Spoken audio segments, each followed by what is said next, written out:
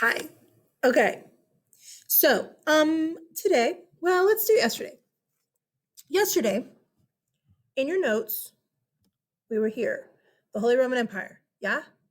And look at the dates. Yesterday, we were in the 800s. Yeah? Charlemagne is made Holy Roman Emperor Christmas Day, the year 800. Well, we're moving north to England, but we are also there we go. Moving to a little bit of a later time period during the medieval period. It's called the Gothic period. The Gothic period is like roughly 1000 to like 12,000. 1200. Oh, sorry. 1000 to 1200. It's all about the church. Who has control? The church or the kings? Well, it's kind of a fight in the Gothic period. The church is going to win. Wink, wink. But a lot of kings are going to try and like solidify their power during the Gothic period. That being said, we're going to look at England for the next couple of days. That is right here, okay? And we are starting with this guy. He's my favorite guy in all of history. I wish I could teach him for like a whole week because he's really interesting. And there's actually enough information that it could be like a whole week. But I only have like 15 minutes. Oh, you know what? Okay, 10:37. I need to remember where I start this so I know where to stop so it doesn't get too long. Okay. What you need to know first about good old William, this guy right here, is that he is a Norman. A Norman. You see where he's from? Normandy. So what the heck is a Norman? Well, look. Normandy is this northern part of France right here, okay? The people who are going to settle that are actually Vikings. Vikings from up here, way up here. Yeah, the warrior guys. There's a group of Vikings in like the 800s led by another guy who I really love in history, Rollo. Oops, I didn't mean to move that. Rollo comes and settles here. Now, he actually attacks the capital city of Paris for a while, and eventually the what is it? The king of France is like, dude, it's like Charlemagne's son or grandson. I just can't remember which. But he's like, dude, what do you want? What will make you quit attacking us? And Rollo's like, bro, I just want some land. I just want to farm. So he's given this northern piece of France, Normen. The Vikings weren't called Vikings. They were called Norsemen. Norse in German is north. Norsemen, well, in English, it translates to Northmen, the men from the north. Well, if you say Northmen, Northmen, Northmen, Northmen over and over and over again for like 100 years, letters get dropped, like the T and the H. And it just turns into Norman, Northmen, Norman. Okay. So the Normans are the Vikings who settled France. And they're going to name their, like, I don't know, place of land Normandy, land of the Norsemen. Okay. So after they settle there, I don't know, it's a couple, I don't know, 100 or whatever years later, 1000s. Okay. We have this guy named Duke Robert, who's in charge of Normandy. Okay. He's a descendant of Rollo. So he's a Viking, but he's a Norman. He's a French Viking. That's what the Normans are. Well, Duke Robert may or may not have been the biological father of a little guy named William. May or may not. We actually know who William's father for sure was. Technically, he's illegitimate. A lot of historians think Duke Robert was his father. There are some historians who don't think Duke Robert was his father. Who cares? Whatever. Regardless, Duke Robert basically kind of adopts William. Okay. That being said, and it's not like adoption like we think of, it's not like legal adoption, but still, whatever. So as William grows up, he joins the military. Okay. And he's going to get an inheritance of this land whenever Duke Robert dies. Okay. So fast forward. Duke Robert dies. Dead. William is now in charge of Normandy. Now, the way that feudalism works, let me go back to this so you can see this.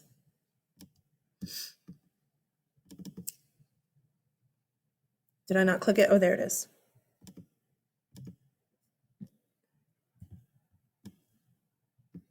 The way that feudalism works, you have a king, and then you have a vassal. Well, William was a vassal. He's a French vassal. He's a French noble, okay? His king is the King of France.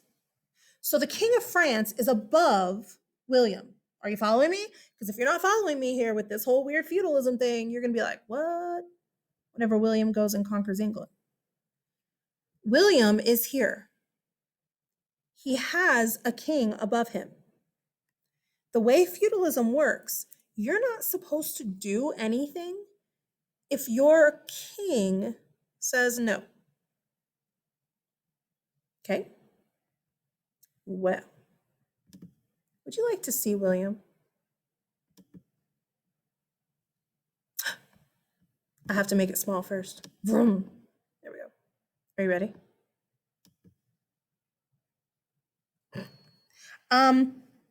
Medieval art, you guys. I love medieval art because it's my favorite time period, but it's not considered good art. Look at it. He looks like he's like fish scale man. He's a mess with like the biggest hand ever. Here's another picture of William. You're like, what? I like these guys being trampled. Aren't I terrible? Here's another picture of William. Oh, not that one. This one. Okay, listen. You're like, oh yeah, he looks good there. This picture was painted of William way after his death. The dude who painted this never saw William. He just like made William look however he wanted to. William was said to have had red hair. I don't think that's red. Maybe he dyed his like I do. Yeah, maybe. But yeah, but this is typically the picture that you see a whole lot of William the Conqueror. Okay. That being said, that was his king. It doesn't really matter. But good old William. There he is. Okay. William goes to England.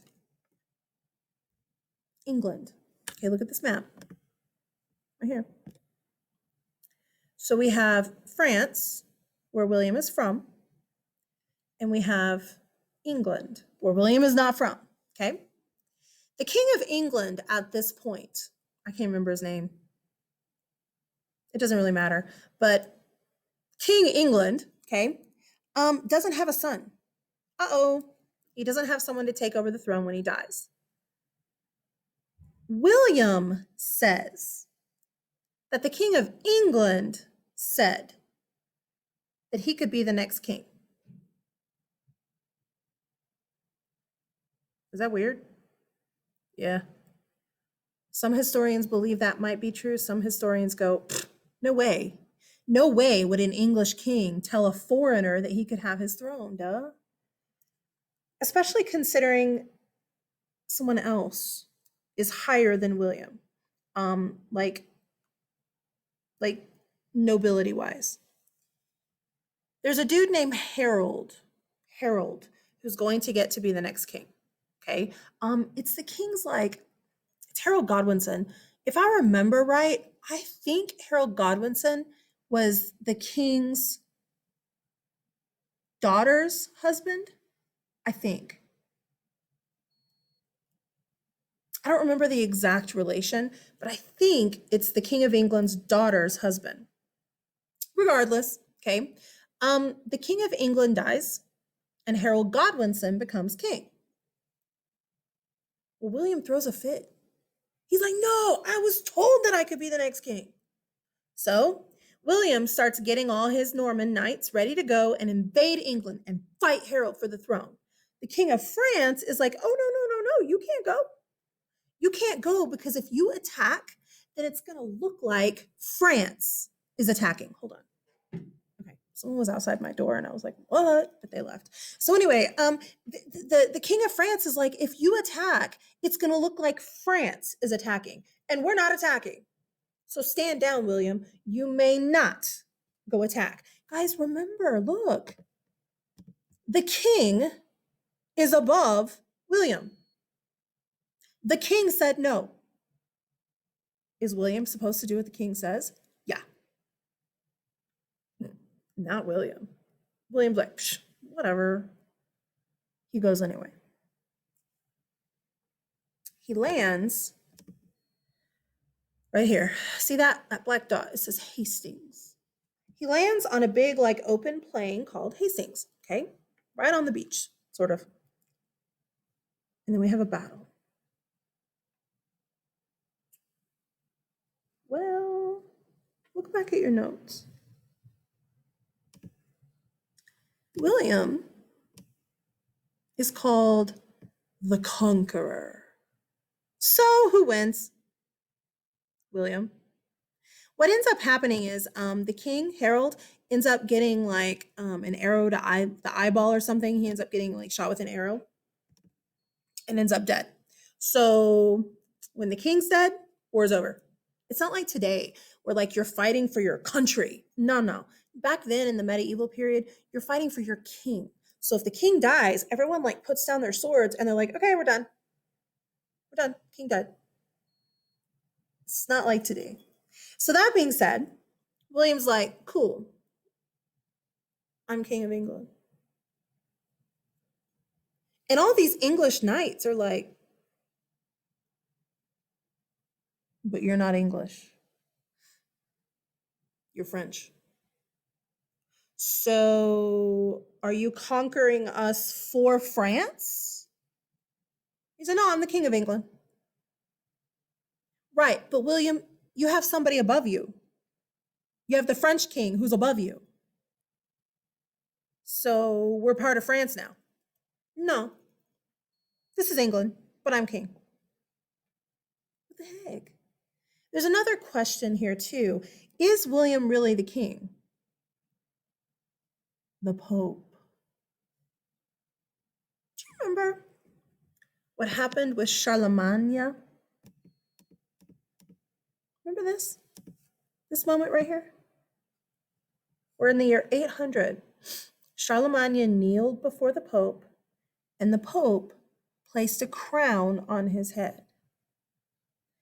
For the last 200 years, okay, because we're in the year 1066 now. The Battle of Hastings, William the Conqueror, is 1066. Okay, this right here happened in the year 800. So for the last 200 years, kings have all been crowned by the Pope. And there's this question now. If I'm not crowned by the Pope, am I a legitimate, real king?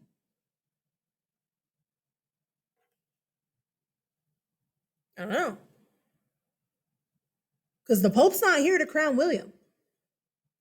In fact, William's own king, the King of France, didn't even give him permission to do this fight. Do you see a problem? William says, well, I won. I'm king. So who cares about the Pope crowning me? I'm king. The English nobles are like, no, that's not how it works. Like, y'all, there's rules of feudalism. You have to follow this right here. William, way down here, just took over something and said, King. That would be like if I walked into the White House right now and said, guys, I want to be president, so I'm president. They're going to look at me like, who are you? Oh, you're a teacher from a little town. Go home. That's kind of how William's looked at. Like, who are you? The Pope hears about it and sends word to the King of France. And he's like, dude, you just took over England? The King of France is like, no, that guy is a rogue knight. I told him no, and he did it anyway. Don't look at me. I didn't attack England. Here's the weird thing. England and France are going to be tied together now.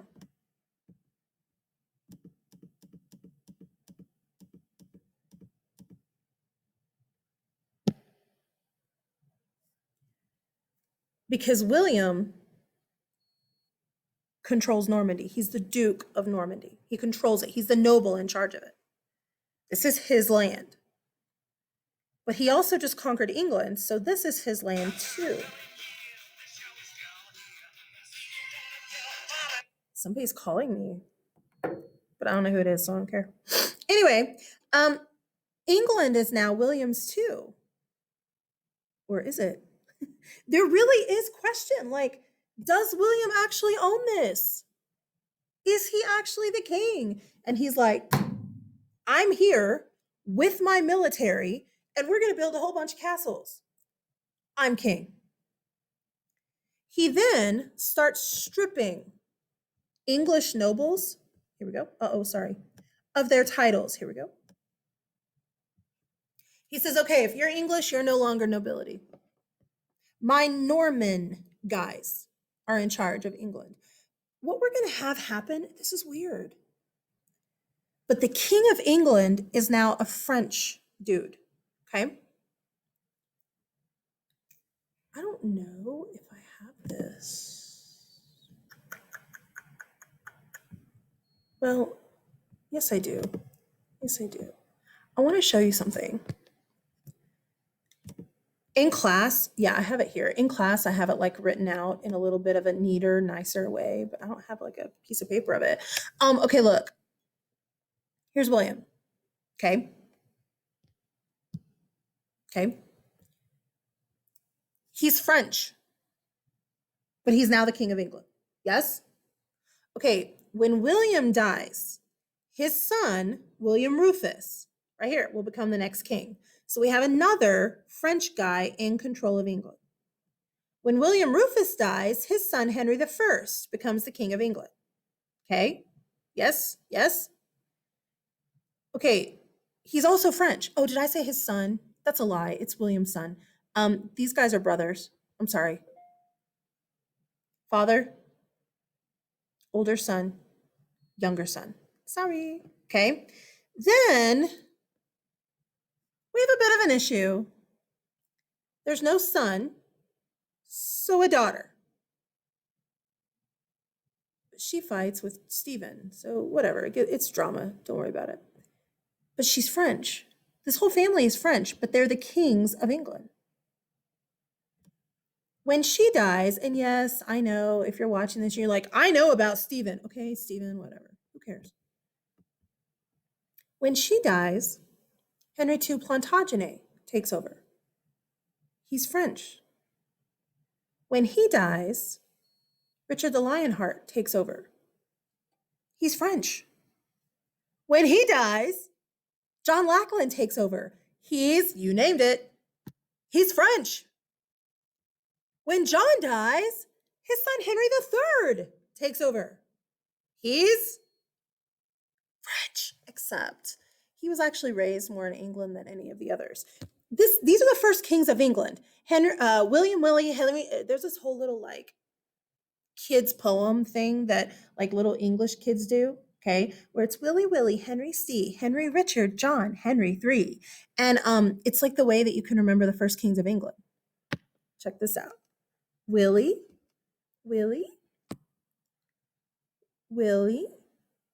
Henry, Stephen and Matilda, they fight. Henry,